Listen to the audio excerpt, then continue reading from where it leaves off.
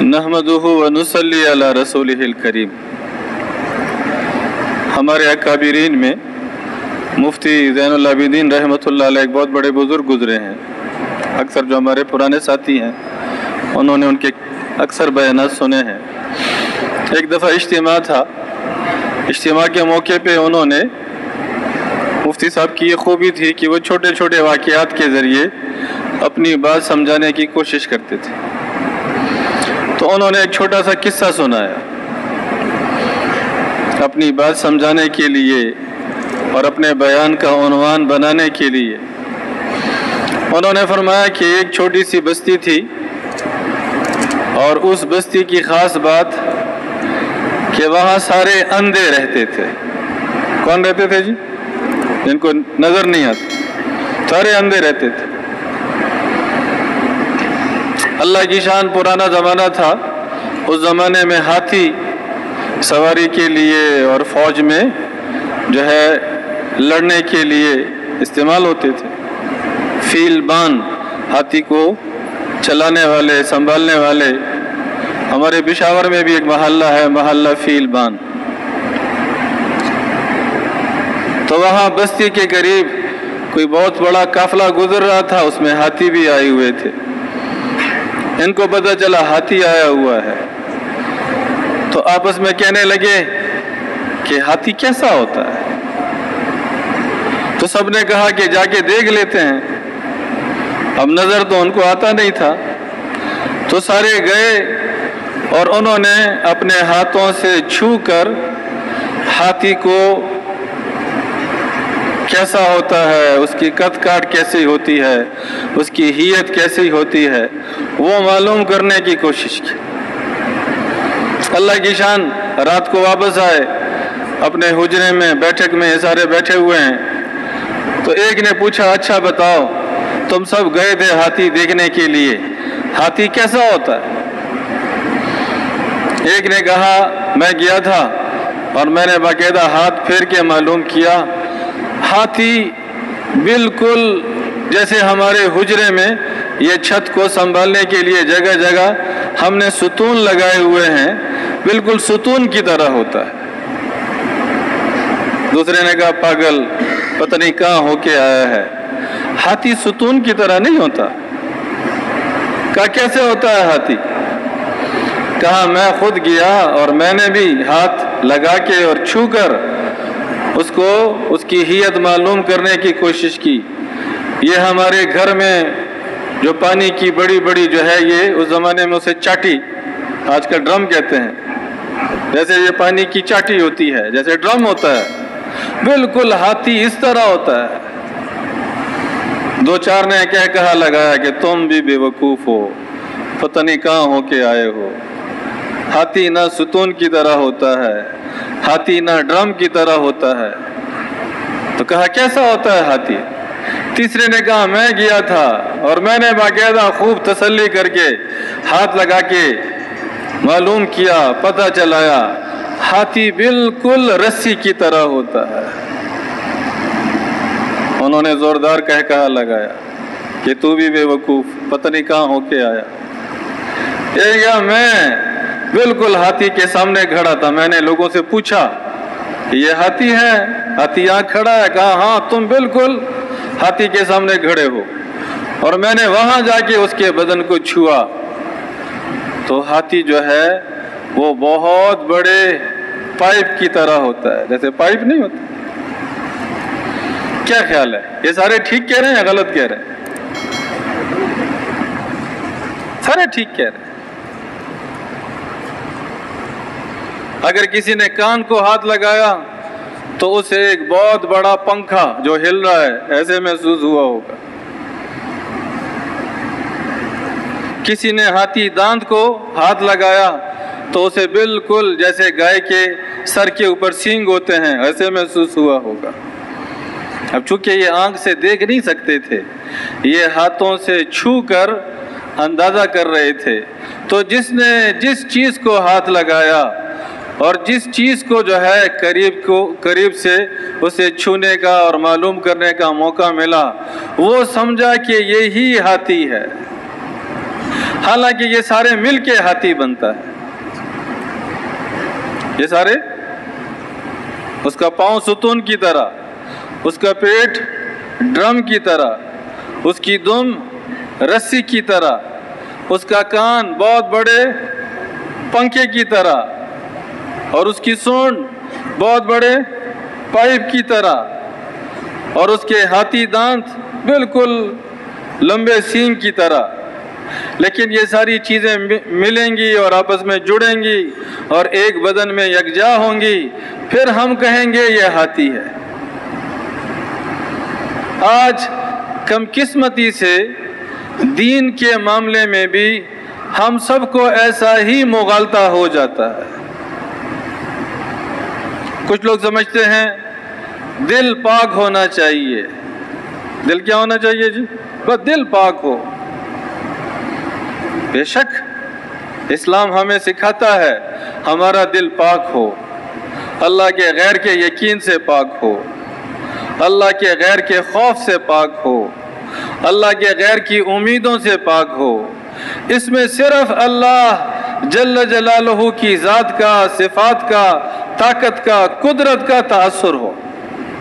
دل ایسا ہونا چاہیے، اسلام ہمیں سکھاتا ہے. کچھ لوگ کہتے ہیں پابندی سے نماز پڑھا کرو، مسجد جایا کرو. بے شک اسلام ہمیں درس دیتا ہے عبادت کا، مسجد کا، نماز پڑھنے کا، سجدہ کرنے کا. اسلام میں بہت بڑا حصہ ہے اس کا. کچھ لوگ کہتے ہیں تنہائی میں اللہ کو یاد کیا کرو. تنہائی میں کس کو یاد کرو؟ اللہ کو یاد کرو.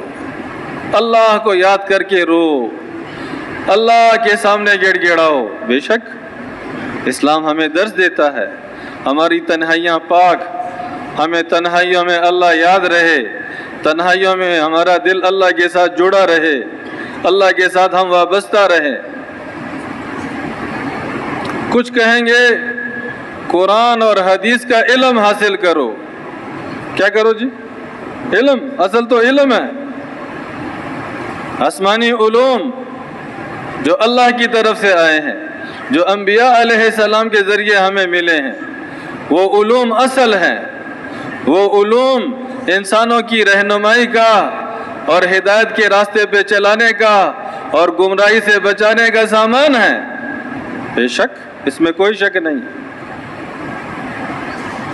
کچھ کہیں گے غریبوں کی مدد کرو، بیواؤں کی خیر خبر لو، یتیموں کے سر پہ ہاتھ رکھو، کسی کے پاس کھانے کو نہیں اسے کھانا کھلاؤ، کسی کی رہائش کا بندوبست کرو، کسی کی دوا دارو کا بندوبست کرو.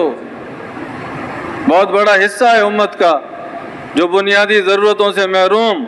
ان ضرورتوں کی خیر خبر لینا عین عبادت، عین دین. لیکن یہ سارا دین نہیں ہے.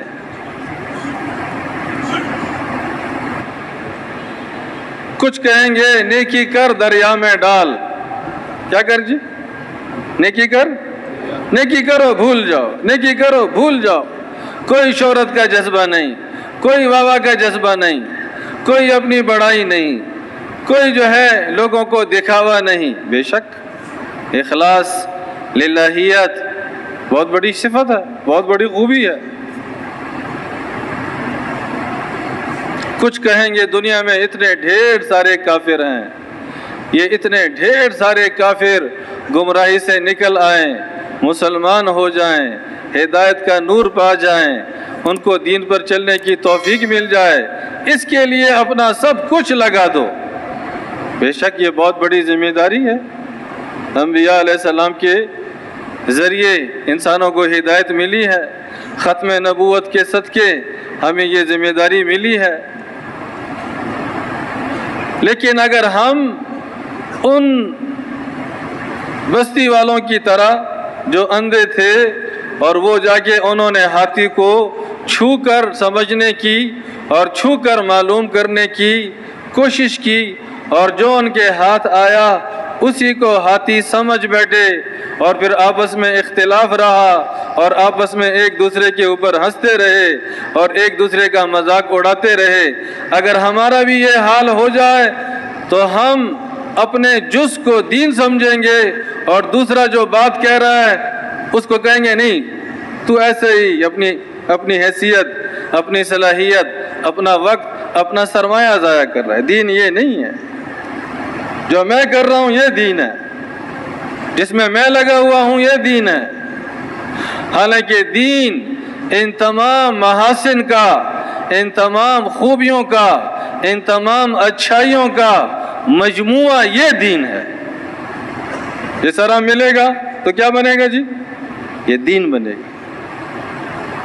تو آدم علیہ السلام سے لے کے حضرت محمد مصطفیٰ صلی اللہ علیہ وسلم تمام انبیاء علیہ السلام کو اللہ جل جلالہ نے اسی لیے مبعوث فرمایا کہ دین جو اللہ نے انسانوں کی طرف ایک تحفہ بھیجا ہوا ہے اور جس میں ساری انسانیت کی نجات ہے اور جس میں ساری انسانیت کی دنیا اور آخرت کی خوشیوں کی ضمانت ہے، جیسے دین اللہ نے تحفتاً دیا ہے اور جیسے انبیاء علیہ السلام نے عملاً لیا ہے اور جیسے انہوں نے اپنی امت کو منتقل کیا ہے، یہ سلسلہ قیامت تک ایسا ہی چلتا رہے. ہم لوگوں کے عقل کی بنیاد پر، ان کے مشاہدے کی بنیاد پر، ان کے تجربے کی بنیاد پر جو یہ سمجھے ہیں اس کو دین نہ سمجھیں.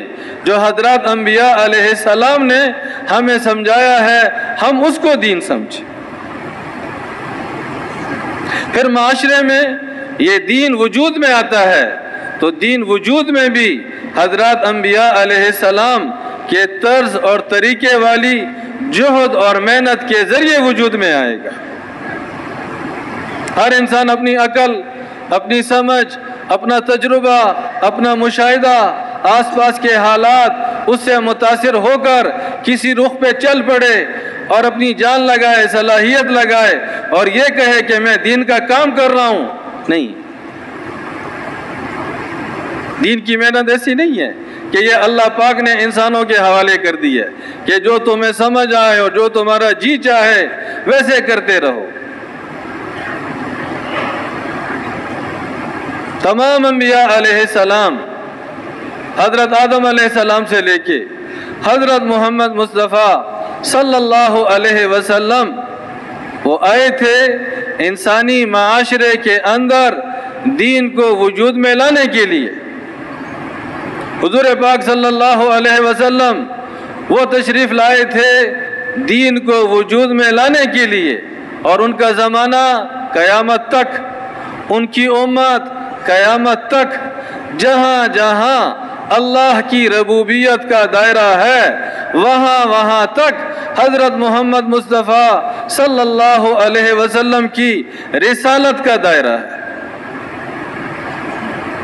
گزشتہ انبیاء علیہ السلام ان کی نبوت زمانے کے لحاظ سے محدود، امت کے لحاظ سے محدود، ملک اور خطے اور زمین کے لحاظ سے محدود، اور اللہ کے رسول کو حضرت محمد مصطفیٰ صلی اللہ علیہ وسلم کو اللہ نے یہ اعزاز بخشا ساری دنیا، ساری انسانیت، سارے اقوام، سارے مختلف رنگ اور نسل والے انسان، قیامت تک کا زمانہ، یہ سارا کا سارا حضور پاک صلی اللہ علیہ وسلم کی محنت کا زمانہ، محنت کا دائرہ، ذمہ داری کا دائرہ، اس کے لیے اللہ نے ان کو مبعوث فرمایا.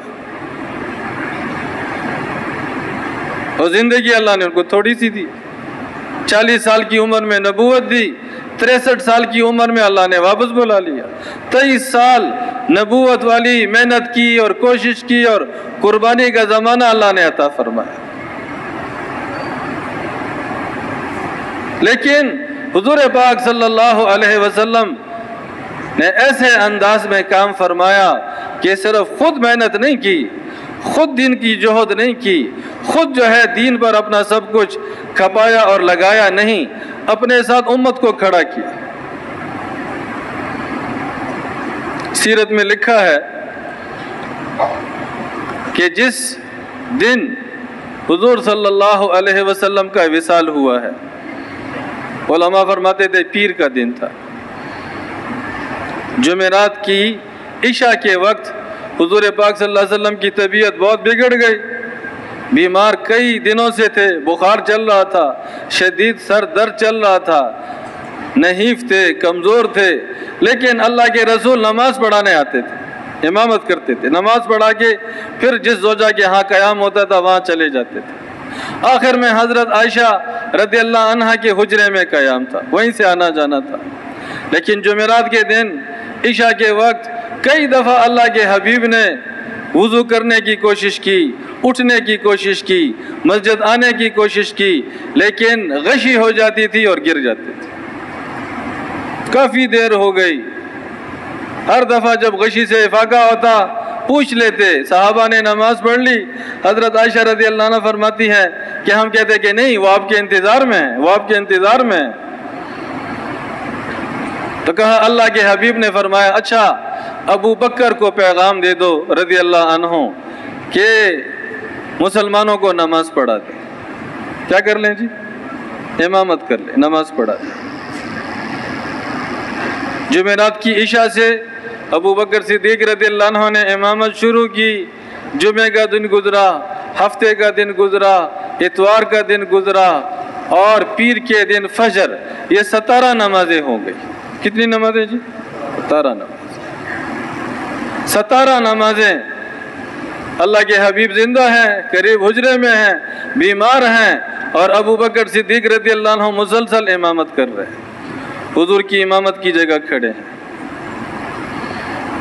تو کہا پیر کے دن فجر کی نماز میں ابو بکر رضی اللہ عنہ امامت کر رہے ہیں، اور صحابہ صفوں کی شکل میں ان کے پیچھے کھڑے ہیں، نماز ہو رہی ہے، اور اس وقت تھوڑا سا اللہ کے حبیب کو افاقہ ہوا، طبیعت کچھ سنبھل گئی، 2-4 قدم لیے، اور وہ کھڑکی یا دروازہ جو مسجد کی طرف کھلتی تھی اور پردہ لگا ہوا تھا، تھوڑا سا ذرا پردہ اٹھایا، اور ابو بکر رضی اللہ عنہ پہ نگاہ پڑی، اور اکابر صحابہ جو پہلی صف میں تھے ان پہ نگاہ پڑی، پھر دوسری صف، پھر تیسری صف، اور صحابہ کو بھی اندازہ ہوا کہ اللہ کے رسول نے پردہ اٹھایا ہوا ہے اور ہمیں دیکھ رہے ہیں۔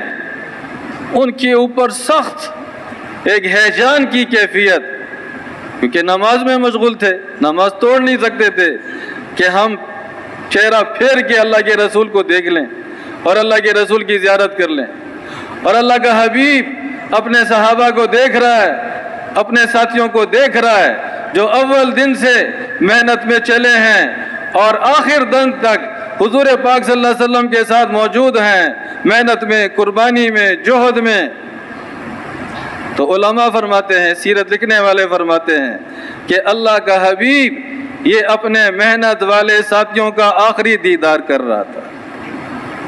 اس کو پتہ تھا آج میں نے جانا ہے، آج میری زندگی کا آخری دن ہے۔ حضرت عائشہ رضی اللہ عنہ فرماتی ہیں کہ فاطمہ رضی اللہ عنہ کو بلایا تھا، ساری ازواج موجود، فاطمہ رضی اللہ عنہ کو قریب بٹھایا اور اس کو ذرا قریب کیا، اس کے کان میں کچھ کہا، فاطمہ رضی اللہ عنہ رونے لگی، بے تحاشا رونے لگی۔ پھر ذرا ان کو اپنے قریب کیا، پھر ان کے کان میں کچھ کہا، فاطمہ رضی اللہ عنہ بہت خوش ہونے لگی، ہنسنے لگی، اور اللہ کی شان 1-2 دن کے بعد اللہ کے رسول کا وصال ہو گیا۔ تو کہا بعد میں ہم نے فاطمہ رضی اللہ عنہ سے پوچھا کہ اے فاطمہ رضی اللہ عنہ، وفات سے کچھ پہلے اللہ کے حبیب نے آپ کو بلایا تھا، ایک بات کی اب رو پڑی، پھر کچھ دیر کے بعد دوسری بات کی اب ہنس پڑی، کیا ماجرا تھا؟ تو کہا حضرت فاطمہ رضی اللہ عنہ نے ارشاد فرمایا کہ پہلے مجھے کہا اے میری بیٹی، یہ جو میری بیماری ہے لگتا ایسا ہے کہ یہ بیماری میری جان لے کے چھوڑے گی، کیونکہ اس رمضان میں حضرت جبرائیل علیہ السلام آئے تھے اور 2 مرتبہ میرے ساتھ قرآن کا دور کیا تھا، 20 دن کا اللہ کے رسول نے اعتکاف کیا تھا، کچھ ایسی چیزیں بتائیں کہ یہ لگتا ہے کہ دنیا سے جانے کا وقت ہے، جدائی کا وقت ہے، میرے مرنے کا وقت ہے، یہ میرے موت کی بیماری ہے، تو کہا میں رو پڑی کہ تمام انبیاء علیہ السلام کے سردار دنیا سے رخصت ہو رہے ہیں۔ کہا پھر مجھے قریب کیا اور فرمایا اے میری بیٹی، میرے خاندان میں میرے مرنے کے بعد جو سب سے پہلے دنیا سے منتقل ہوگی اور آخرت میں میرے پاس آئے گی، اے میری بیٹی تم میرے پاس سب سے پہلے آؤ گی۔ تو کہا میں خوش ہو گئی کہ مجھے بھی دنیا کی اس آزمائش سے، قید سے جلد ہی خلاصی مل جائے گی۔ تو اللہ کے رسول کو اندازہ تھا یہ آخری گھڑیاں ہیں، یہ آخری وقت ہے، لیکن خوش تھے، مطمئن تھے کہ محنت والے پیدا ہو گئے، جان لگانے والے پیدا ہو گئے، دین کی محنت کرنے والے پیدا ہو گئے، میرے مقصد اور محنت کو لے کے عالم بھر میں یہ سلسلہ چلانے والے یہ کھڑے ہو گئے۔ میرے جانے کے بعد یہ سلسلہ بند نہیں ہوگا، میرے جانے کے بعد یہ سلسلہ چلتا رہے گا۔ اور الحمدللہ حضرات صحابہ نے، تابعین نے، تبع تابعین نے، اور اس کے بعد کے زمانے والے فقہاء اور محدثین اور علماء اور مسلمانوں نے واقعی اس کا حق ادا کیا۔ تو دین کی محنت جیسے ان پاک ہستیوں نے کی، دین کی محنت کا پہلا فائدہ اور پہلا اثر جو ظاہر ہوگا وہ انسانوں کے دل میں ہدایت کے نور کے اترنے سے ظاہر ہوگا۔ جب بھی معاشرے میں انبیاء علیہ السلام کے طرز اور طریقے پہ محنت چلے گی، اور محنت میں سب سے پہلے اللہ کے غیر کی نفی بیان ہوگی کہ یہ جتنا معاشرے کے اندر، مشاہدے کے اندر، زمانے کے اندر، ماحول اور فضا کے اندر اللہ کے علاوہ جو کچھ ہے یہ سارا اللہ کا غیر، اللہ کے بغیر اس کی کوئی حیثیت نہیں،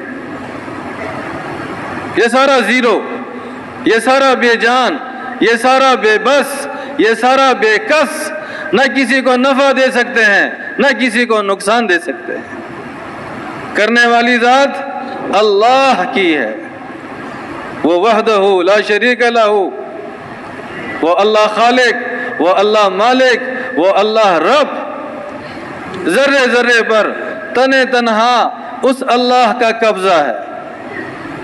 جیسے اللہ چاہتے ہیں، جیسے اللہ کی منشا، جیسے اللہ کا ارشاد، جیسے اللہ کا اشارہ، یہ سارا نظام چلتا ہے۔ یہ ہواؤں کا نظام، یہ پانی کا نظام، یہ پیدائش کا نظام، یہ موت کا نظام، یہ بیماریوں کا نظام، یہ صحت کا نظام، یہ سارا خود بخود نہیں چل رہا، اس کے پیچھے چلانے والا اللہ ہے۔ تو حضرات انبیاء علیہ السلام کی محنت کی پہلی سیڑھی کہ دلوں سے اللہ کا غیر نکلے، اللہ کے غیر کا تأثر نکلے، اللہ کے غیر کی امیدیں نکلیں، اور ہم سب کے دلوں میں یکسوئی ہو کہ صرف اور صرف اس کائنات کا خالق اور مالک اور رب وہ اکیلے اللہ ہے۔ وہ اللہ جو ہمارا پالنہار، وہ اللہ جو ہماری نسلوں کا پالنہار، وہ اللہ جو سارے انسانوں کا پالنہار، وہ اللہ جو سارے جانوروں کا، حشرات کا، پرندوں کا، جتنی مخلوق اللہ نے پیدا کی، چاہے ہم جانتے ہیں نہیں جانتے ہیں، نظر آتی ہے نہیں نظر آتی، سب کا پالنے والا اللہ، سب کی پرورش کرنے والا، سب کی ضرورتوں کو پورا کرنے والا۔ موسیٰ علیہ السلام آگ لینے گئے، وہاں نبوت ملی، اللہ کی طرف سے ارشاد آیا کہ فرعون نے بڑی بغاوت اختیار کی ہے، جاؤ فرعون کو دعوت دو۔ تو موسیٰ علیہ السلام تذبذب میں کہ وہ تو 10 سال لگ بھگ مدین میں رہے، شعیب علیہ السلام کے علاقے میں رہے، اور وہاں ان کی بیٹی کے ساتھ نکاح ہوا، اور وہاں ان کی بکریاں چراتے رہے۔ 10 سال کے بعد انہوں نے اس میں سے کچھ حصہ بھیڑ بکریوں کا ان کے حوالے کیا، اور ان کی اہلیہ کو ساتھ کیا کہ چلو بڑا لمبا عرصہ ہو گیا، اب اپنے علاقے میں چلے جاؤ۔ اور وہ ملک مصر آنا چاہتے ہیں، بیچ میں جنگل، بیچ میں یہ ویرانہ اور بیچ میں رات اور ٹھنڈ، وہ تو آگ لینے گئے تھے، اور وہاں اللہ نے اپنی تجلی دکھائی اور اللہ کے ساتھ کلام ہوا اور اللہ نے نبوت عطا کی، اور نبوت عطا کرتے ہی حکم دیا جاؤ فرعون کے پاس۔ تو حاجی احمد گل صاحب اکثر اپنے بیان میں یہ واقعہ ارشاد فرمایا کرتے تھے کہ یہ مفتی شفیع صاحب نے معارف القرآن کی تشریح میں یہ لکھا ہے کہ موسیٰ علیہ السلام تذبذب میں، کہ وہاں جنگل، ٹھنڈ، رات، تنہائی، بیوی، بچے کی پیدائش اور 10 سال کی کمائی، بھیڑ بکریاں، اگر میں چلا گیا تو یہ سارا کیا ہوگا، ان کو کون دیکھے گا، یہ تو سارے مارے جائیں گے۔ تو کہا اللہ جل جلالہ اب ان کی بھی تربیت فرما رہے ہیں، اور ان کے ذریعے قیامت تک آنے والے ہر داعی، ہر محنت کرنے والے کی اللہ تربیت فرما رہے ہیں۔ اللہ نے فرمایا ہے موسیٰ علیہ السلام، تمہارے ہاتھ میں جو لاٹھی ہے، یہ سامنے جو پتھر پڑا ہوا ہے، اس کو ذرا مارو۔ لاٹھی سے اس پتھر کو مارا، اس کے 2 ٹکڑے ہوئے، اس میں سے ایک اور پتھر نکل آیا، کہا اسے بھی مارو، اس کو ضرب لگائی، وہ بھی 2 ٹکڑے، ایک اور پتھر نکل آیا، کہا اسے بھی ضرب لگاؤ، اسے مارا تو اس کے بھی 2 ٹکڑے، اور بیچ میں سے ایک چھوٹا سا کیڑا، اور اس کے منہ میں سبز پتا، اور وہ کچھ اپنی آواز میں لگا ہوا ہے۔ تو موسیٰ علیہ السلام نے ذرا قریب جا کے توجہ فرمائی تو علماء فرماتے ہیں کہ ان کو محسوس ہوا، سنائی دیا کہ یہ کیڑا کہہ رہا ہے کہ پاک ہے وہ ذات، پاک ہے وہ ذات کہ جو میرا مکان جانتی ہے، جو مجھے یاد رکھتی ہے، اور میری روزی یہاں ان 3 اندھیروں کے اندر مجھ تک پہنچا دیتی ہے۔ اللہ کون ہے؟ جس کے لیے ناممکن ناممکن نہیں ہے۔ اللہ کے ہاں کوئی چیز ناممکن نہیں ہے، اللہ کے ہاں سب کچھ ممکن۔ اتنی بڑی آگ کہ اس کے اوپر پرندہ پر مارے تو جل کے نیچے گرے، اور اسی آگ میں ابراہیم علیہ السلام کو ڈالا گیا، اور 40 دن وہ صحیح سالم رہے، رستیاں جل گئیں اور ابراہیم علیہ السلام کا ایک بال نہیں جلا۔ اللہ نے کھلایا بھی، پلایا بھی، زندہ رکھا، وہ اللہ۔ 309 سال اصحاب کہف کو غار کے اندر سلائے رکھا، مامون رکھا، محفوظ رکھا، ظالم بادشاہ اس کا عرصہ گزرا، اور اس کے بعد جو ایمان دشمن زمانہ تھا وہ سارا گزر گیا۔ جب اچھے لوگ آ گئے اور سازگار ماحول آ گیا اور نیک دل بادشاہ آ گیا، بیچ میں 309 سال کا زمانہ اصحاب کہف کو اس غار کے اندر اللہ نے حفاظت کے ساتھ سلائے رکھا۔ حالانکہ آپ اپنے گھر کو بند کریں اور مہینے کے لیے کہیں چلے جائیں، اور مہینے کے بعد آپ آ جائیں اور اپنا دروازہ کھولیں تو کیا خیال ہے؟ آپ کا گھر اسی حال میں ہوگا؟ ہر طرف دھول ہی دھول ہوگی، ہر طرف مٹی ہی مٹی ہوگی۔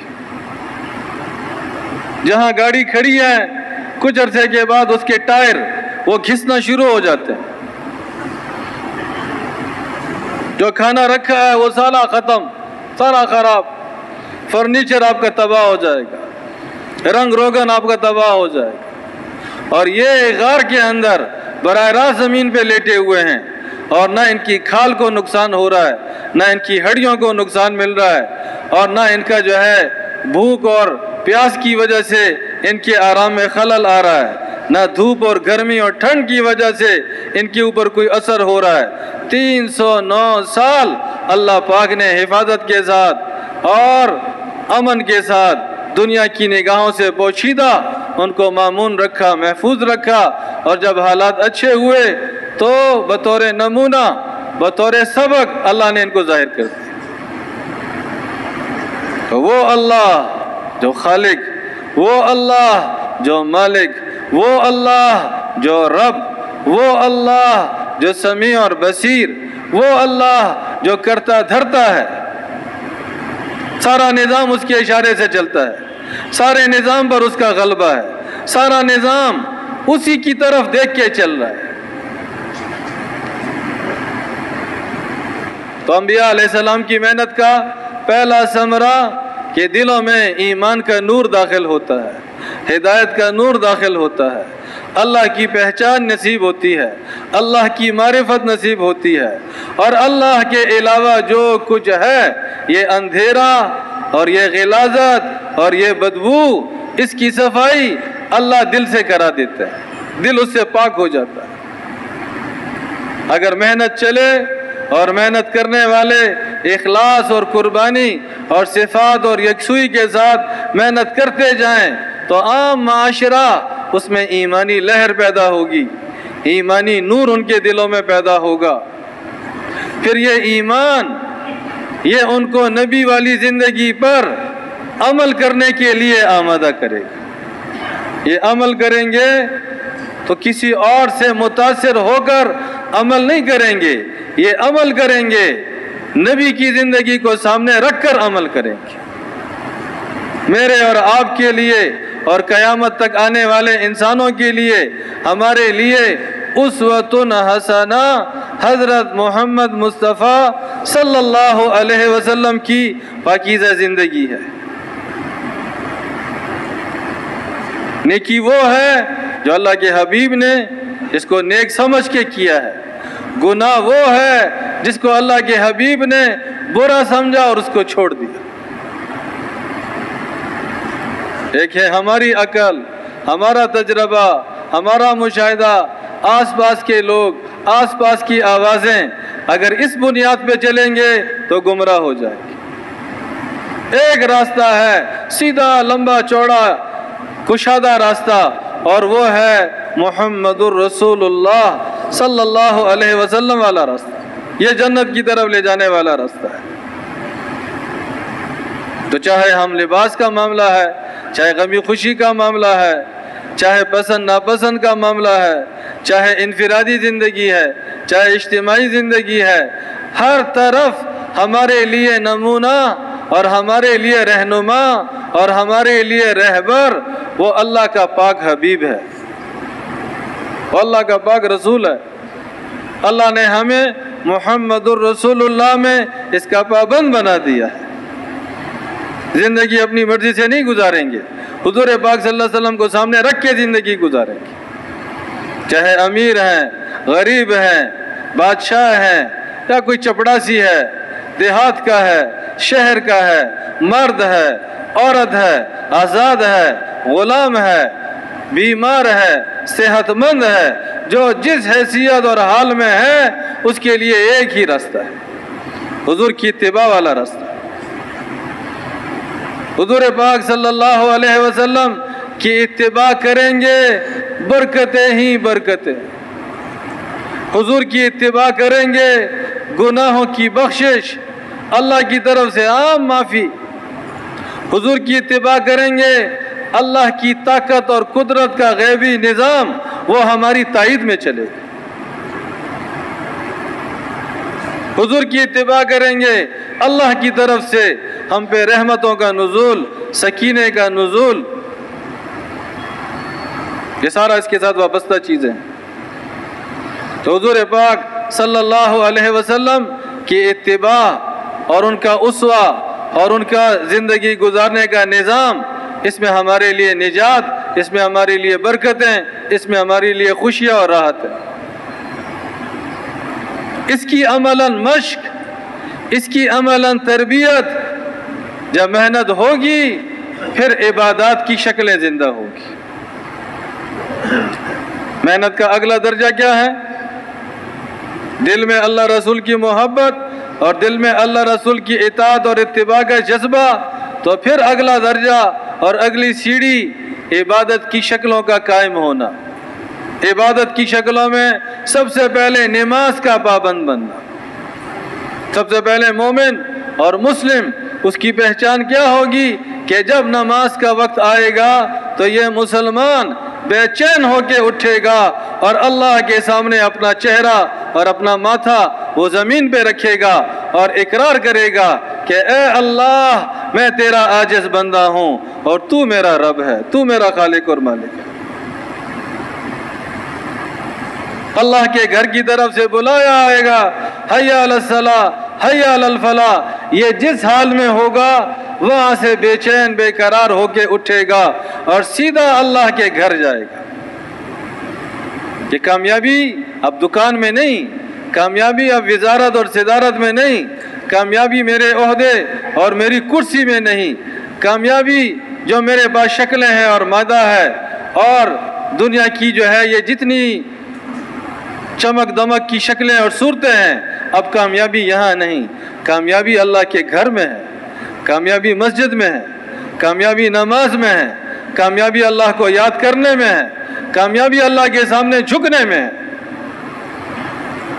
تو نماز یہ تربیت ہے، نماز یہ مشق ہے، اس سے مسلمان عملاً مسلمان بنے گا، اس سے مسلمان پابندی والا مسلمان بنے گا، اس سے مسلمان حکم پہ چلنے والا مسلمان بنے گا، اس سے مسلمان حضور کی اتباع والا مسلمان بنے گا۔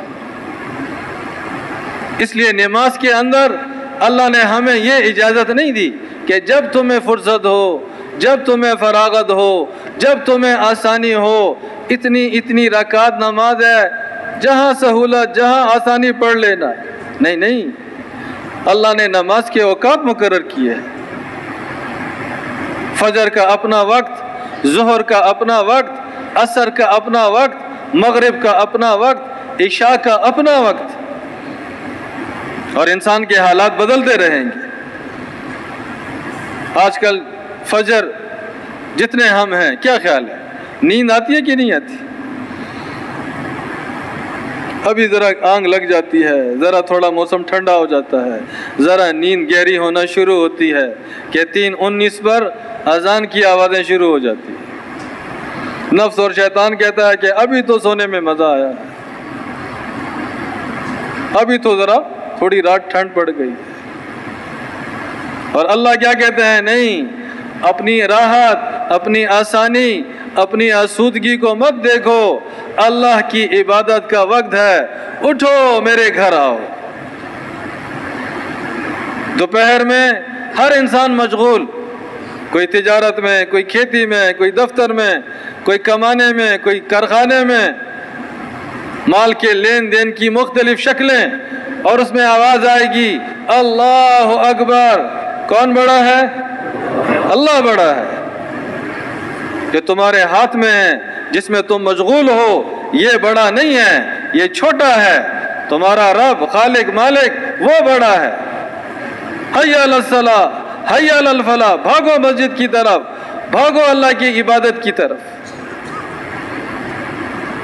اس لیے تاجر دیندار بنے، حاکم دیندار بنے، سیاستدان دیندار بنے، نوجوان دیندار بنے، کھلاڑی دیندار بنے، فنکار دیندار بنے، فوج والے دیندار بنے، وکلاء دیندار بنے، ڈاکٹر دیندار بنے، جتنے بھی ہمارے طبقے ہیں اور معاشرے کے شعبے ہیں، وہ دیندار بنے۔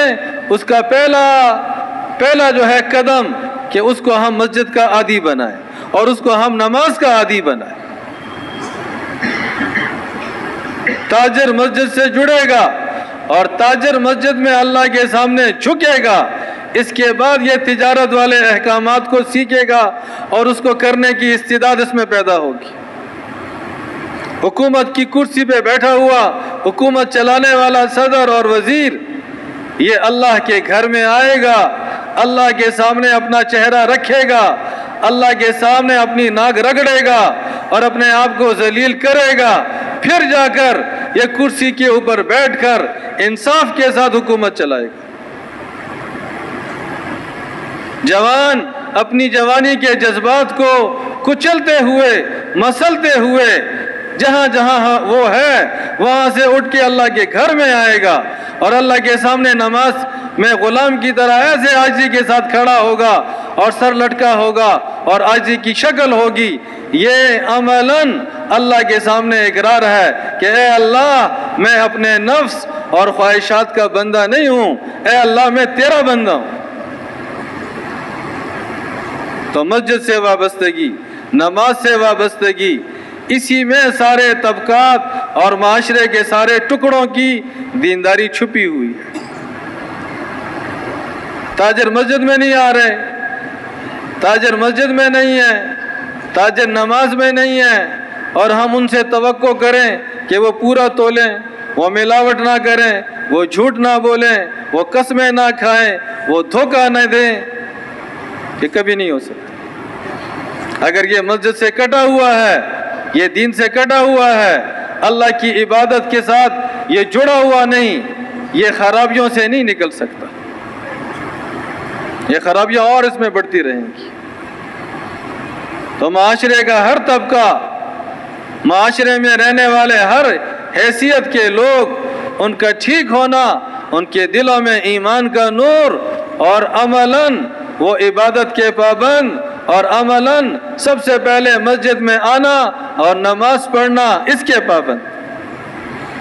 تو انبیاء علیہ السلام کی جوہد، اس کی دوسری خوبی اور اس کا دوسرا کمال کہ دینداری کی عام فضا بنتی ہے، عبادت کی عام فضا بنتی ہے، عبادت کی عام شکلیں قائم ہوتی ہیں۔ اگر یہ محنت قربانی اور سلیقے سے چلے اور محنت والے بالکل یکسوئی سے اس محنت میں لگے رہیں اور اس کو مقصد بنا کے کرتے رہیں، تو اس کا اگلا ثمرہ کہ انسانوں کی انفرادی اور اجتماعی زندگی میں اللہ کے احکامات اور حضور پاک صلی اللہ علیہ وسلم کے ارشادات، اس کے مطابق عمل، اس کے مطابق طرز، اس کے مطابق طریقہ، اس کے مطابق روش، یہ زندہ ہونا شروع ہو جائے گا۔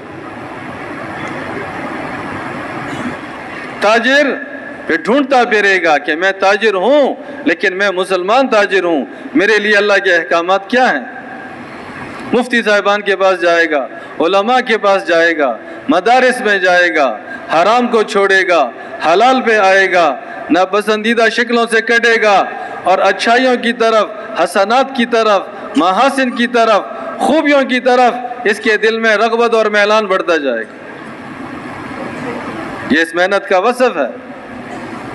جب جگہ جگہ قال اللہ وقال الرسول، قال اللہ وقال الرسول، اللہ کا حکم، اللہ کے حبیب کا حکم، اللہ کا ارشاد، اللہ کے حبیب کا ارشاد، جب ہر جگہ اس کی فضا ہوگی اور یہ مسلمان اس میں اٹھے گا، بیٹھے گا، اس کو سنے گا، اس کو سمجھے گا، اس ماحول اور فضا میں رہے گا، تو یہ ہدایت والا عمل، یہ جہد والا عمل، یہ اس کی زندگی بدلنے کا ذریعہ اور سبب بنے گا۔ گھروں کے اندر عورتیں وہ رفتہ رفتہ منمانی کو چھوڑیں گی۔ یہ شادی ہے، اس میں ہم اپنا دل کے سارے ارمان نکالیں گے، اس میں ہم خوشیاں منائیں گے۔ نہیں نہیں، یہ مسلمان کے گھرانے کی شادی ہے، یہ مسلمان بیٹی کی شادی ہے، یہ مسلمان لڑکے کی شادی ہے۔ اللہ نے ہمیں بہت کچھ دیا ہے، لیکن یہ بہت کچھ ہم اسراف میں نہیں لگائیں گے، یہ بہت کچھ ہم شیطانی راستے پہ نہیں لگائیں گے، یہ بہت کچھ ہم اللہ اور رسول کو ناراض کرنے پہ نہیں لگائیں گے، یہ بہت کچھ یہ ہم اللہ کو راضی کرنے میں لگائیں گے۔ تو انفرادی زندگی، اجتماعی زندگی، انفرادی دینداری، اجتماعی دینداری، انفرادی زندگی میں قرآن حدیث کی پابندی، اجتماعی زندگی میں قرآن حدیث کی پابندی، یہ محنت کی تیسری سیڑھی ہے، یہ تیسرا درجہ ہے کہ جب محنت ہوتی ہے اللہ پاک زندگی کے رخ کو ٹھیک کرنا شروع کر دیتے ہیں۔ بڑے کھاتے پیتے لوگ اور ان کے دلوں میں اللہ چاہت ڈالیں گے کہ میں اپنے بچوں کو قرآن پڑھنے والا بناؤں گا، حدیث پڑھنے والا بناؤں گا۔ ایک عباسی خلیفہ اور امام مالک رحمۃ اللہ علیہ مدینہ منورہ میں حدیث کا درس دینے والے، ان کے پاس پیغام بھیجا کہ میں اپنے شہزادوں کو جو آپ احادیث بیان کرتے ہیں، جو علم آپ کے پاس ہے، میں چاہتا ہوں یہ سیکھ لیں تو آپ ہمارے پاس بغداد تشریف لے آئیں۔ آپ کا رہنا، کھانا، پینا اور آپ کی ضروریات اور آپ پر احسان اور کرم، یہ سارا ہم خیال رکھیں گے۔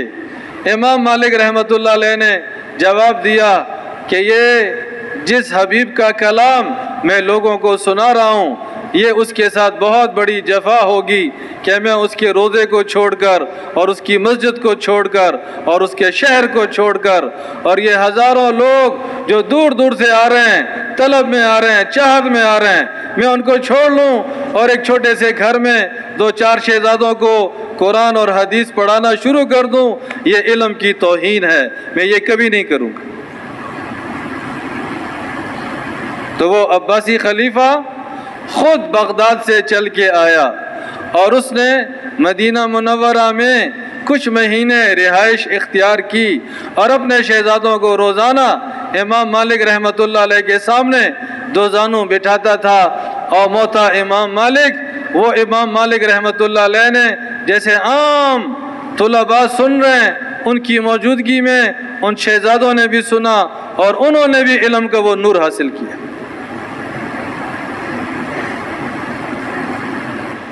تو یہ عام ایک کیفیت بنے گی، مال والا، عہدے والا، حیثیت والا، وہ سمجھے گا میری کامیابی اللہ کے حکموں میں ہے، میری کامیابی اللہ کے رسول کی اطاعت میں ہے، میری کامیابی قرآن اور حدیث جو نور والا علم ہے اس علم کو اپنی زندگی کے لانے میں ہے۔ تو فضائل کے حلقے، مسائل کی تفصیل، فضائل سے رغبت اور شوق اور مسائل سے پوری زندگی کی رہنمائی، جب یہ محنت چلتی ہے عام اس کا ماحول اور اس کی فضا کو اللہ وجود دیتے ہیں۔ جب یہ محنت چلتی ہے اور اللہ کے حبیب کے طرز اور طریقے اور روش اور اسی لگن اور اسی شوق اور رغبت کے ساتھ جب محنت کے اعمال کو کیا جاتا ہے، پھر معاشرے کے اندر آپس میں الفت اور جوڑ اور محبت اور احسان اور ایثار، یہ ساری خوبیاں، یہ سارے محاسن، یہ معاشرے کے اندر، چاہے ایک گھر ہے، ایک محلہ ہے، ایک بستی ہے، ایک شہر ہے، ایک ملک ہے، سارا عالم ہے، اللہ اس کو رفتہ رفتہ وجود میں لاتے ہیں۔ حضرات صحابہ یہ صرف ایک قوم کے نہیں تھے، حضرات صحابہ اس میں مکہ مکرمہ کے حضرات بھی تھے، مدینہ منورہ کے حضرات بھی تھے، آس پاس عرب قبائل کے لوگ بھی تھے، اور اس میں روم والے بھی تھے، اس میں حبشہ والے بھی تھے، اس میں فارس والے بھی تھے۔ اس زمانے میں آس پاس جتنی بڑی آبادیاں تھیں، ہر آبادی کے نمائندہ اللہ پاک نے مدینہ منورہ پہنچا دیے تھے۔ سردار کی حیثیت والے، مال والے، ثروت والے، باغات والے اور قسم پرس غلام اور باندیاں، یہ سارے مل جل کے رہتے تھے،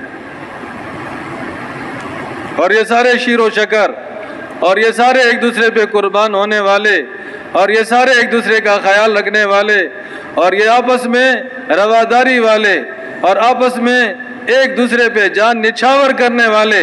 یہ کیوں بنے؟ اس محنت کی وجہ سے بنے۔ ہے غلام فاقہ مست، لیکن اپنے فاقے کو چھپایا ہوا ہے اور اپنی غربت کو چھپایا ہوا ہے، اور تنہائیوں میں اللہ کے سامنے رو رہے ہیں، تنہائیوں میں اللہ کے سامنے گڑ گڑا رہے ہیں، مانگ رہے ہیں تو کس سے مانگ رہے ہیں؟ اللہ سے مانگ رہے ہیں۔ یہ اس زمانے کا غریب تھا، یہ اس زمانے کا فاقہ مست تھا۔ حضرت ابو ہریرہ رضی اللہ عنہ ارشاد فرماتے ہیں کہ جب میں 7 ہجری میں مسلمان بن کے آیا تو غزوہ خیبر ہو چکا تھا، فتح ہو چکی تھی، وہاں پہنچ کے ہم نے اللہ کے رسول کی زیارت کی اور ان کے ہاتھ پہ بیعت کی، اور فتح خیبر میں سے کچھ اللہ کے رسول نے ہمارا دل رکھنے کے لیے، ہمیں خوش کرنے کے لیے ہمیں بھی نوازا، اور وہاں سے پلٹ کے پھر ہم مدینہ منورہ آ گئے۔ تو لگ بھگ 3 سال 4 سال یہ ابو ہریرہ رضی اللہ عنہ کو زمانہ ملا ہے اللہ کے رسول کی صحبت میں رہنے کا۔ اور کہا میں نے دیکھا کہ صحابہ ہر طرف ان کا رجحان ہے اور ہر طرف ان کی نظر ہے، لیکن اللہ کے رسول کے ارشادات کو یاد رکھنا اور اللہ کے رسول کے ارشادات کو محفوظ کرنا، آخر یہ انسان ہے، دنیا سے تشریف لے جائیں گے، پھر بعد میں لوگ آئیں گے، پھر وہ پوچھیں گے تو ہم اللہ کے رسول کے ارشادات ان کو کیسے سنائیں گے؟ تو کہا میں نے نیت کی کہ مجھے تھوڑا سا وقت ملا ہے، میں مسجد سے نہیں ہلوں گا، انہی اصحاب صفہ میں رہوں گا اور حضور پاک صلی اللہ علیہ وسلم کے ارشادات کو یاد کروں گا۔ تو نہ کھانا اور نہ کمانا اور نہ کھیتی اور نہ تجارت اور نہ مزدوری، بس صرف مسجد کے اندر اور اللہ کے رسول کے ارشادات کو محفوظ کرنا۔ تو کہا کئی دن کا فاقہ ہو جاتا تھا، کئی دن کا فاقہ ہو جاتا تھا اور اتنا ضعف ہو جاتا تھا کہ میں گر جاتا تھا ضعف کی وجہ سے۔ اور کہا لوگ سمجھتے تھے کہ اس کو جنون ہو گیا، کہا حالانکہ وہ جنون نہیں تھا، وہ مرگی نہیں تھی، وہ ضعف تھا، وہ بھوک تھی، وہ پیاس تھی، لیکن وہ سارا انہوں نے برداشت کیا، لیکن دستے سوال نہیں پھیلایا، مانگا نہیں، سائل نہیں بنے، غیرت کے ساتھ اور استغنا کے ساتھ مسجد میں پڑے رہے۔ کئی دن کے بعد تھوڑا بہت ان کو ملتا تھا وہ کھا لیتے تھے، لیکن وہ اللہ کے ارشادات کا نور اس کو سمیٹتے رہے۔ تو جب اللہ کے رسول کا وصال ہوا اور پھر وہ زمانہ آیا کہ اللہ کے رسول کے ارشادات کو سیکھنے کے لیے لوگ آنا شروع ہوئے، تو سب سے بڑا احادیث کا بڑا ذخیرہ وہ حضرت ابو ہریرہ رضی اللہ عنہ کے پاس ہی محفوظ ملا۔ اور آج حال یہ ہے کہ آپ حدیث شریف کی کوئی بھی کتاب کھولیں تو یہ ناممکن ہے کہ آپ کتاب کھولیں اور اس کتاب میں ابو ہریرہ رضی اللہ عنہ کی روایات نہ ہو، یہ ہو نہیں سکتا۔ یہ اوپاک معاشرہ تھا۔ عثمان غنی رضی اللہ عنہ اللہ نے بڑا نوازا تھا اور خوب اللہ نے مال کی برکتیں دی تھیں۔ ایک سائل آیا، کسی نے کہا اگر تجھے چاہیے کہ ایک گھر سے تیری ساری ضرورت پوری ہو تو جاؤ فلاں دروازے پہ کھڑے ہو جاؤ اور اللہ کا نام لے کے آواز دو، وہ ایک آدمی تمہاری ساری ضرورت پوری کر دے گا۔ وہ سائل وہاں گیا اور کیا دیکھتا ہے کہ اندر سے لڑنے کی آواز آ رہی ہے، خاوند اپنی بیوی پہ غصہ ہو رہا ہے۔ خاوند کون؟ عثمان غنی رضی اللہ عنہ۔ اور بیوی کون؟ حضور پاک صلی اللہ علیہ وسلم کی صاحبزادی، حضور کی بیٹی۔ پہلے رقیہ رضی اللہ عنہ کے ساتھ نکاح ہوا تھا، اس کے بعد ام کلثوم رضی اللہ عنہ کے ساتھ ان کا نکاح ہوا تھا۔ ایک کا انتقال ہوا، دوسری نکاح میں آ گئی، ذی النورین۔ تو اپنی اہلیہ، حضور کی دختر، حضور کا لخت جگر، ان کو ڈانٹ رہے ہیں۔ کس میں ڈانٹ رہے ہیں؟ کہ رات تم نے جو موم بتی بنائی تھی تو یہ بتی بڑی موٹی بنائی، اس نے تیل زیادہ چوسا اور ساری رات ویسے ہی تیل جلتا رہا۔ تو یہ سائل دروازے پہ کھڑا ہوا، یہ تذبذب میں پڑ گیا کہ یہ اپنی اہلیہ کو معمولی تیل پہ اتنا ڈانٹ رہے ہیں تو مجھے کیا دیں گے، مجھے کیا ملے گا؟ تو یہ ویسے ہی پلٹ کے واپس ہونے لگی۔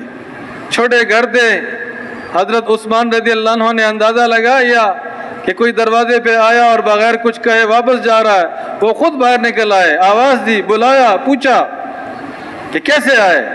کہا جی میں سائل ہوں اور ضرورت مند ہوں، کسی نے آپ کا دروازہ بتایا ہے۔ وہ فوراً اندر گئے اور ایک بہت بڑا تھیلا اشرفیوں کا بھرا ہوا لا کے ان کے ہاتھ میں تھما دیا کہ یہ لو۔ تو اس سائل نے کہا کہ آپ ناراض نہ ہوں، ابھی آپ اپنی بیوی سے ایک معمولی بات پہ لڑ رہے تھے، تھوڑے سے تیل پہ لڑ رہے تھے، اور مجھے اتنا آپ نے عطا کر دیا، اتنا نواز دیا۔ تو علماء فرماتے ہیں انہوں نے ارشاد فرمایا کہ یہ اللہ کے نام پہ دے رہا ہوں اور یہ قیامت کے لیے ذخیرہ ہو رہا ہے اور یہ میری نجات کا ذریعہ اور سبب بنے گا۔ اور وہ جو میں اپنے اوپر لگا رہا ہوں اگر میں نے زیادہ لگا دیا، ضرورت سے ہٹ کے لگا دیا، وہ اسراف بنے گا، اور اسراف کرنے والے شیطان کے بھائی ہیں، اس پہ پکڑ ہو جائے گی۔ تو مال والے ان کی اپنی ایک پاکیزہ زندگی، غربا ان کی اپنی ایک پاکیزہ زندگی، پڑوسی آپس میں رہ رہے ہیں اور ایک دوسرے پہ قربان ہو رہے ہیں، قافلے میں چل رہے ہیں اور ایک دوسرے کی ضرورتوں کا خیال رکھ رہے ہیں۔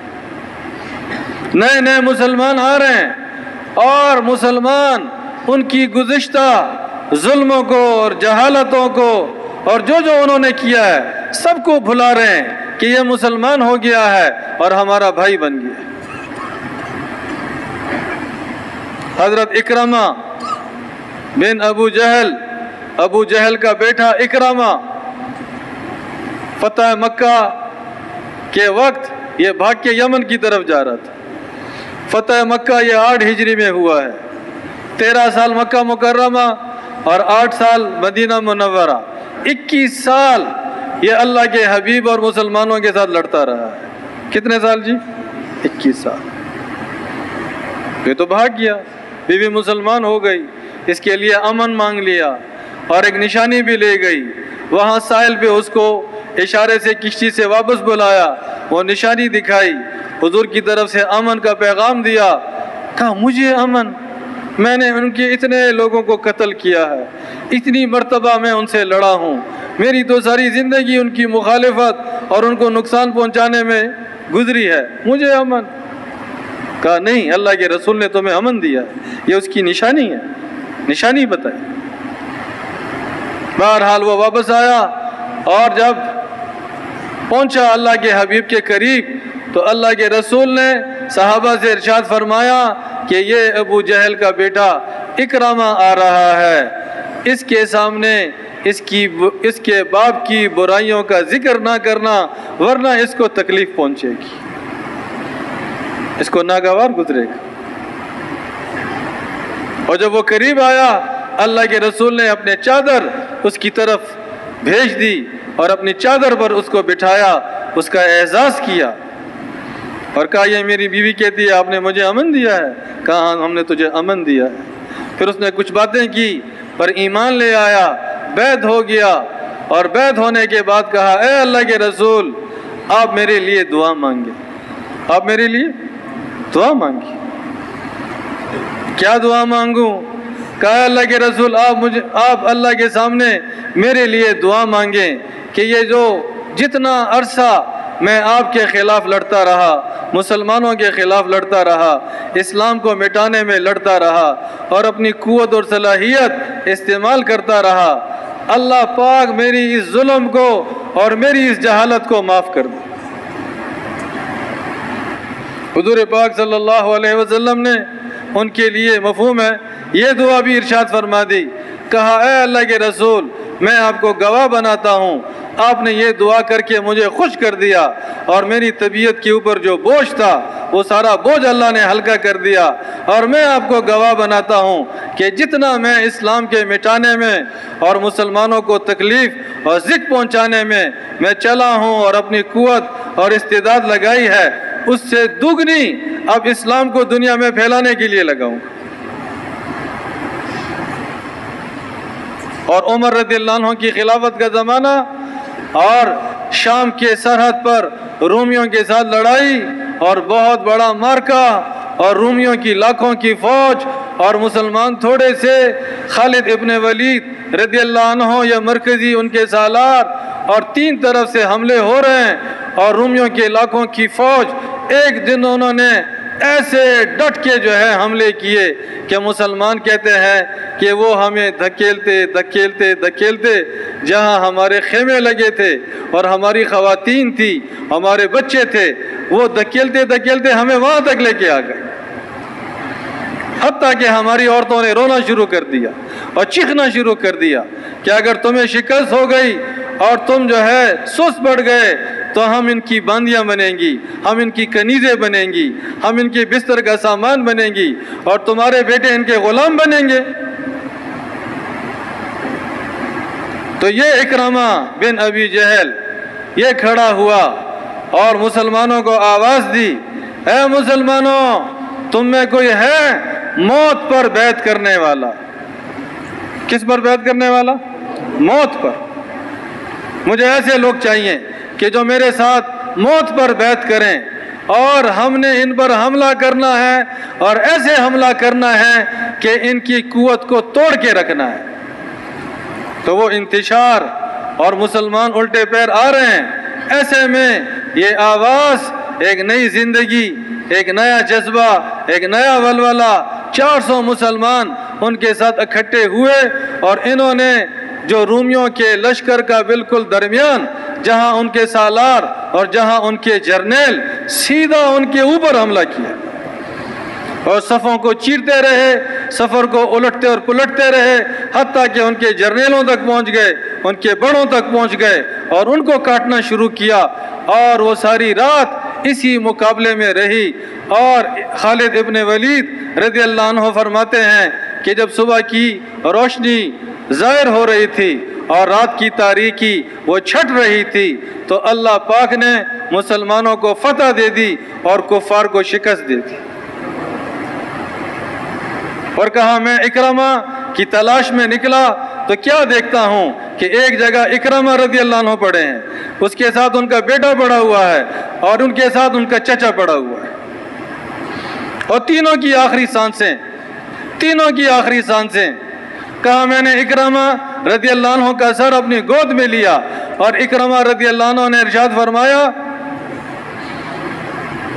کہ عمر ابن خطاب رضی اللہ عنہ کو میرا یہ پیغام پہنچا دینا کہ میں نے اللہ اور اس کے رسول سے جو عہد کیا تھا وہ آج میں نے پورا کر دیا۔ تو یہ ایک معاشرہ تھا جو دشمنوں کو گلے لگا رہا تھا، جو مخالفین کو گلے لگا رہا تھا، جو ساری عمر لڑنے والے اور نقصان پہنچانے والوں کو گلے لگا رہا تھا، اور آپس کا اس کو حصہ بنا رہا تھا، اور ان کی صلاحیتوں اور استعدادوں کو دین پر، ایمان پر، کلمے پر اور انسانیت کی ہدایت پر یہ محبت، یہ اپنائیت اور یہ کرم اور یہ معافی یہ آنے والوں کو جوڑ رہے تھے، اور ان کی صلاحیتوں کو اس رخ پہ لگا رہے تھے۔ اور جب یہ محنت ہوتی ہے تو سارے کے سارے مسلمان، جوان ہیں، بوڑھے ہیں، مرد ہیں، عورتیں ہیں، جس حیثیت کے ہیں، ان سب کی ساری صلاحیتیں اور قربانیاں اور نیکیاں اور محنتیں اور ساری تگ و دو، یہ کس کے لیے؟ یہ صرف اللہ کے لیے۔ ان کے دلوں میں واہ کا جذبہ نہیں ہوتا، شاباش کا جذبہ نہیں ہوتا، نام و نمود کا جذبہ نہیں ہوتا۔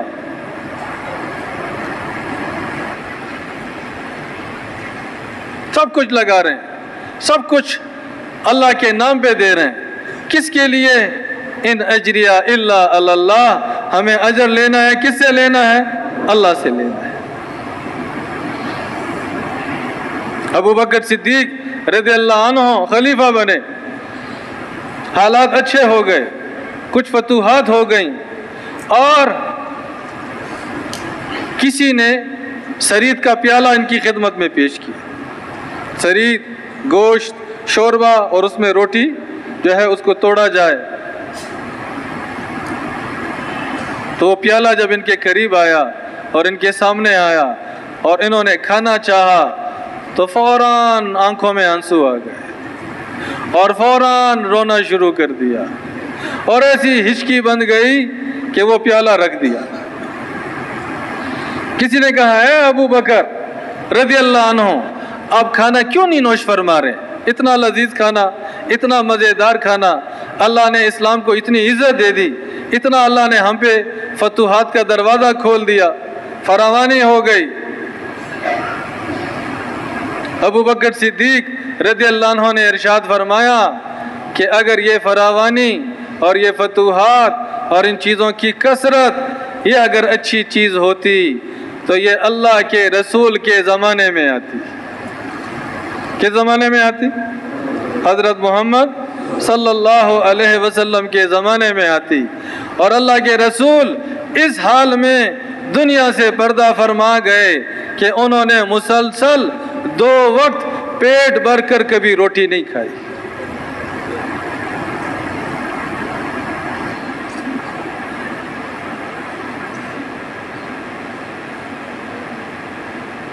حضور پاک صلی اللہ علیہ وسلم کا وصال ہوا، فاطمہ رضی اللہ عنہ خلیفہ ابو بکر صدیق رضی اللہ عنہ کے پاس آئیں اور کہا کہ جب میرے والد زندہ تھے یہ فدق کا باغ، یہ میرے والد اس کی کھجوریں ہمیں دے دیا کرتے تھے، اسی پہ ہمارا گزران تھا۔ تو آپ جانتے ہیں کہ میں اللہ کے رسول کی ایک بیٹی، کیونکہ حضور کی 3 بیٹیاں حضور کی زندگی میں انتقال ہو گیا تھا، یہ ایک بیٹی رہ گئی تھی، اور علی ان کے چچا زاد بھائی بھی اور داماد بھی، اور یہ حسن اور حسین ان کے نواسے۔ تو ہم اللہ کے حبیب کے عیال اور یہ فدق کا باغ یہ آپ ہمیں دے دیں تو ہماری ضرورتیں اس سے سہولت سے پوری ہوں گی۔ ابو بکر صدیق رضی اللہ عنہ نے ارشاد فرمایا کہ اے میری بیٹی، یہ باغ میں آپ کو نہیں دے سکتا۔ کیوں؟ کہا انبیاء علیہ السلام جو چھوڑ کے جاتے ہیں وہ پوری امت کا ہوتا ہے، وہ صرف ان کے اہل و عیال کا نہیں ہوتا، پوری امت کا ہوتا ہے، کچھ چیز ان کی شخصی نہیں ہوتی۔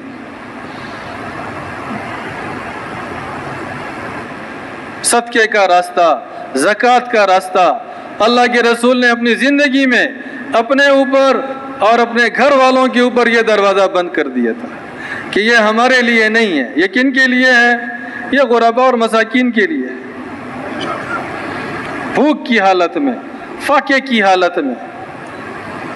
تو ان اجریہ الا علی اللہ، اس محنت اور اس قربانی اور اس جوہد کی وجہ سے جو ملے گا تو ہم آخرت میں لیں گے، ہم دنیا میں نہیں لیں گے۔ ہم نے لینا ہے، کہاں لینا ہے؟ حوض کوثر پہ لینا ہے۔ ہم نے لینا ہے، کہاں لینا ہے؟ میزان کے ترازو میں نیکیوں کی شکل میں لینا ہے۔ ہم نے لینا ہے، کہاں لینا ہے؟ جنت کی نعمتوں کی شکل میں لینا ہے۔ اگر دنیا میں لے لیا پھر آخرت کی ان سعادتوں سے محروم رہ جائے گی۔ تو للہیت کی بنیاد پر، اخلاص کی بنیاد پر، استخلاص کی بنیاد پر سارے مسلمان دین کے سارے شعبوں میں چلیں گے۔ اور حضور پاک صلی اللہ علیہ وسلم کے زمانے میں ان کی محنت، ان کی قربانی، ان کی تربیت، ہر مسلمان، چھوٹا بڑا جوان بوڑھا مرد عورت، ہر حیثیت کا مسلمان اس زمانے میں اس کا ایک ہی ذہن، یہ دین میرا ہے اور میں دین کا، اور یہ کلمہ میرا ہے، یہ نبی کی زندگی میری ہے اور یہ میرے پاس امانت ہے، اور میں نے اس کو دنیا کے آخری کناروں تک پہنچانا ہے، آخری کناروں تک اس کو لے کے جانا ہے۔ اس لیے حضرات صحابہ کے قدم جہاں جہاں تک پہنچے ہیں، جہاں جہاں تک ان کے قدم پہنچے ہیں، جہاں جہاں تک اجتماعی یا انفرادی شکلوں میں ان کا جانا ہوا ہے، الحمدللہ آج تک وہاں اسلام کے آثار موجود ہیں۔ یہ صحابہ کی برکت ہے۔ جہاں تک صحابہ کے قدم پہنچے ہیں، صحابہ کے پاک نفوس پہنچے ہیں اور صحابہ کے ذریعے دین پہنچا ہے، اللہ پاک نے آج تک اس کی حفاظت کی ہے۔ وہاں کے لوگ ابھی بھی اللہ کو جانتے ہیں، وہاں کے لوگ ابھی بھی اللہ سے محبت کرتے ہیں، وہاں کے لوگ ابھی بھی مسجدیں ہیں اور نماز پڑھتے ہیں۔ 1400 سال کا بیچ میں عرصہ گزر گیا، لیکن یہ ان کی پاک زندگی اور ان کی صفات اور ان کا اخلاص کہ ان کے ذریعے جو شمع جلی ہے وہ آج تک اللہ جلا رہا ہے۔ تو اس زمانے میں ہم میں سے ہر مسلمان کی یہ چاہت ہو، یہ ارادہ ہو، یہ عزم ہو، یہ لگن ہو، یہ اس کی جستجو ہو کہ ابھی پوری دنیا میں وہ علاقے، وہ بستیاں، وہ انسان جو ابھی بھی دین سے محروم ہے، کلمے سے محروم ہے، ہدایت سے محروم ہے، اللہ کی پہچان سے محروم ہے، نماز سے محروم ہے، قرآن سے محروم ہے، وہاں جانا، وہاں پہنچنا اور ان کے لیے ذریعہ ہدایت بننا، یہ کس کی ذمہ داری ہے؟ کیوں بھائی جان، یہ کس کی ذمہ داری ہے؟ یہ ہم سب کی ذمہ داری ہے۔ اور یہ تبلیغ کا مبارک کام یہ صرف تبلیغ والوں کے ذمہ نہیں ہے، یہ تبلیغ کا مبارک کام یہ ہر کلمہ پڑھنے والے مسلمان کے ذمہ ہے۔ وقت لگانا تربیت کے لیے ہے، وقت لگانا صفات کو لینے کے لیے ہے، وقت لگانا اس محنت کے ساتھ مانوس ہونے کے لیے ہے، وقت لگانا اس لیے نہیں ہے کہ جس کا وقت لگ گیا یہ ذمہ دار ہے اور جس کا وقت نہیں لگا یہ ذمہ داری سے مبرہ ہے، ایسا نہیں ہے۔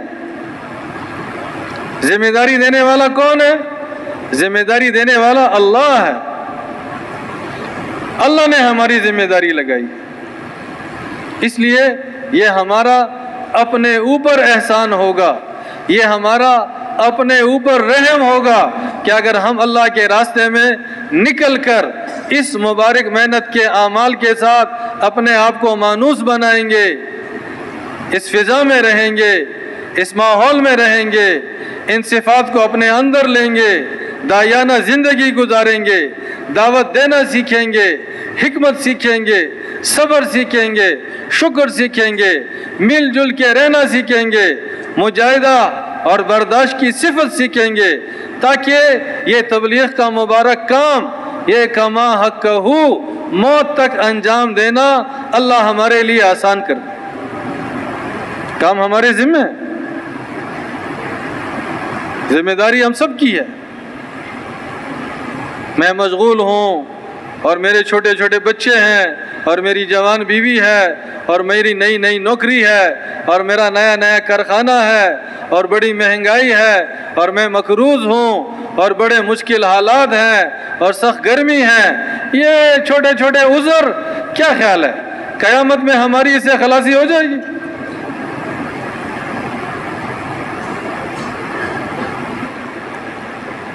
غزوہ تبوک میں یہ جون جولائی کا مہینہ، سخت گرمی کا مہینہ، اور مدینہ منورہ کے اندر جو منافق تھے ان کا آخری سہارا فتح مکہ ہو گیا اور وہاں سے بت پرستی ختم اور شرک ختم، یہود کی قوت اللہ نے توڑ دی، غطفان اور غسان جو مدینہ منورہ کے آس پاس مشرک قبائل تھے ان کی قوت بھی اللہ نے توڑ دی، اکثر مسلمان ہو گئے، اکثر حضور کے ساتھ مل گئے، اور نواں سال یہ عام وفود کے آنے کا سال، وفود آنا شروع ہو گئے، فلاں قبیلہ مسلمان ہو گیا، فلاں قبیلہ مسلمان ہو گیا، فلاں قبیلہ مسلمان ہو گیا، آس پاس ساری فضا اللہ نے بنا دی۔ تو جو منافق تھے ان کی آخری امید کہ یہ روم کا بادشاہ اگر یہ مدینہ پہ حملہ کر دے اور یہ اپنا لشکر جرار لے کے آئے تو یہ مسلمان ابھی تھوڑے ہیں، ابھی ان کی قوت کم ہے، یہ روم والوں کی فوج کی لڑائی کے نہیں ہیں، یہ ان کا ملیہ میٹ کر دیں گے اور یہ قصہ ختم ہو جائے گا۔ تو انہوں نے چھپ چھپ کے اپنا بات چیت کرنے کے لیے، منصوبے بنانے کے لیے، پیغام رسانے کے لیے اور روم کے بادشاہ سے جو ہے خط اور مراسلہ کے لیے الگ جو ہے عبادت کی جگہ مسجد زرار کے نام سے بنا لی، ذرا کنارے پہ، کہ اللہ کے رسول ہماری آبادی ذرا فاصلے پہ، ہمارا آنا جانا مشکل، یہاں ہم جماعت کریں گے، نماز پڑھیں گے، اور کئی دفعہ اللہ کے رسول سے فرمایا آپ ایک دفعہ وہاں تشریف لے آئیں، آپ ایک دفعہ آ کے وہاں نماز پڑھ لیں تاکہ برکت ہو جائے، لیکن اللہ نے وحی کے ذریعے اللہ کے رسول کو سارا ان کا جو اندرون کا جذبہ تھا اور اندرون جو ان کی منصوبہ سازی تھی وہ سارا اللہ کے رسول کو بتا دی کہ یہ مسجد نہیں ہے، یہ منافقین کی منافقت کا ایک ٹھکانہ ہے۔ اللہ کے رسول ٹالتے رہے حتیٰ کہ وہ تاجر جو مدینہ منورہ تیل لے کے آتے تھے، کھانے پینے کی چیزیں لے کے آتے تھے، انہوں نے آگے اللہ کے رسول کو خبر کر دی کہ فلاں جگہ لشکر جمع ہو گیا، فلاں جگہ لشکر جمع ہو گیا، فلاں جگہ لشکر جمع ہو گیا، روم کا بادشاہ خود ان کے ساتھ آ رہا ہے، مدینے پہ حملے کا ارادہ ہے۔ تو اللہ کے رسول نے صحابہ سے فرمایا کہ وہ آ کے ہم پہ حملہ کریں، نہیں، ہم جا کے ان کی زمین پر ان کا مقابلہ کریں گے۔ ہم تعداد میں تھوڑے ہیں لیکن ہمارے ساتھ کون ہے؟ ہمارے ساتھ اللہ ہے۔ وہ تعداد میں زیادہ ہے لیکن ان کے ساتھ اللہ کی مدد نہیں ہے۔ اور ہر دفعہ جب حضور پاک صلی اللہ علیہ وسلم غزوے کا ارادہ کرتے تو اپنے ارادے کو چھپاتے تھے، اور ارادہ اس طرف کا ہوتا تھا اور اس طرف کا نام لیتے تھے، اس طرف کی جو ہے باتیں کرتے تھے تاکہ مقابل کو سنبھلنے کا اور تیاری کا موقع نہ ملے۔ لیکن یہاں اللہ کے رسول نے صاف فرما دیا روم کے بادشاہ کے ساتھ مقابلہ ہے اور روم کی زمین پہ جا کے لڑنا ہے، تیاری کر لی جائے۔ تو اسلام کی تاریخ میں 30,000 کا لشکر یہ پہلی مرتبہ تیار ہوا ہے۔ کتنا لشکر جی؟ 30,000 کا لشکر۔ مکہ کے لوگ، مدینہ کے لوگ، طائف کے لوگ، آس پاس قبائل کے لوگ، غطفان کے لوگ، غسان کے لوگ، اور مدینہ منورہ سے تبوک جو ہے یہ تقریباً کوئی 800 کلومیٹر۔ گرمی کا زمانہ، ریگستان کا سفر، صحرا کا سفر، بہت مشکل سفر۔ عمر رضی اللہ عنہ فرماتے ہیں کہ جب کسی کی سواری سامان کے ساتھ بھاگ جاتی تھی تو کسی میں ہمت نہیں ہوتی تھی کہ اس بیچ صحرا کے اندر اس کو تلاش کرنے کے لیے اور کھوج لگانے کے لیے صحرا میں اندر داخل ہوا جائے، کیونکہ سواری ملے نہ ملے یہ اپنی جان سے چلا جائے۔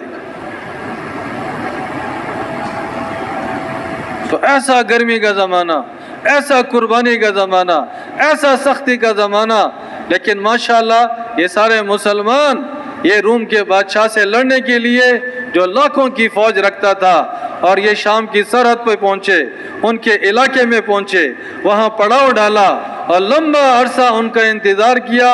اللہ نے اتنا رعب ڈالا کہ روم کا بادشاہ بھی واپس، ان کے لشکر بھی واپس، اور اس کناروں پر جتنی آبادیاں تھیں وہ سارے یا مسلمان ہو گئے یا حضور پاک صلی اللہ علیہ وسلم کے ساتھ صلح کر لی کہ آج سے ہم روم والوں کو جزیہ نہیں دیں گے، آج سے ہم آپ کو جزیہ دیں گے۔ اور جب واپس آ رہے تھے تو پھر اللہ پاک نے منافقین کے ساتھ جو اللہ کا رسول نرمی کر رہا تھا اور معافی کر رہا تھا اور درگزر کر رہا تھا، اللہ کی طرف سے اعلان آیا کہ اب ان کے ساتھ معافی اور نرمی اور درگزر یہ معاملہ چھوڑ دیں اور منافقین کا معاملہ وہ صاف کر دیں۔ تو جیسے ہی اللہ کا رسول مدینہ میں داخل ہوا، سب سے پہلے جا کے مسجد زرار کو گرا دیا کہ یہ مسجد نہیں ہے، یہ منافقت کا گھر ہے اور یہ جاسوسی کا گھر ہے اور یہ مسلمانوں کے ساتھ دشمنی کا گھر ہے۔ تو چاہے اچھے حالات ہوں، چاہے مشکل حالات ہوں، چاہے آسانی ہو، چاہے سہولت ہو، حضرات صحابہ اور حضور پاک صلی اللہ علیہ وسلم انہوں نے ہر حال میں تبلیغ کے تقاضوں کو پورا کیا۔ اس لیے ہم نے تبلیغ کے مبارک کام کو کرنا ہے، ہر حال میں کرنا ہے، آسانی میں بھی کرنا ہے اور مشکل میں بھی کرنا ہے، آسان تقاضوں کو بھی لینا ہے اور مشکل تقاضوں کو بھی لینا ہے، اور موت تک اس کو نبھانا ہے، دنیا کے کناروں تک جانا ہے، حتیٰ کہ یا تو عام عمومی اللہ ہدایت کا فیصلہ فرما دے یا اللہ ہماری جان لے دے۔ اسی محنت کے کرتے کرتے اللہ ہمیں اٹھا لے۔ کیا خیال ہے، اس کے لیے تیار ہیں؟ تو یہ آخر کے چند منٹ یہ انشاءاللہ ابھی آپ سے ارادہ کرائیں گے، آپ سے عزائم کرائیں گے۔ جو عزم کرے گا، جو ارادہ کرے گا، انشاءاللہ اللہ ہی اس کو لے کے جائیں گے۔ ایک بزرگ کا قول ہے کہ جس کو